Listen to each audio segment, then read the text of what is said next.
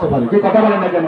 এই জন্য সাবধান, মা বোন যারা পর্দা আড়ালে শুনছেন, সোশ্যাল মিডিয়ায় অনেক কিছু দেখা যায়। অনেক মহিলারা ভিক্ষুকের বেশাইতে সুন্দর কথা বলবে, এক গ্লাস পানির লেগে ফাটাইয়া আপনার একটা না একটা সঙ্গে কিন্তু ঘর থেকে অনেক কিছু নিয়ে চলে যাবে। এগুলো থেকে অনেক সাবধান হতে হবে। আল্লাহ তাআলা আমাদেরকে বাঁচায়, আল্লাহ তাআলা আমাদেরকে রক্ষা করুন। জোরে পড়েন আল্লাহুম্মা আমিন। আল্লাহর হাবিব সাল্লাল্লাহু আলাইহি ওয়াসাল্লামের পর্দার ব্যাপারে আরো কি বলেন শুনেন।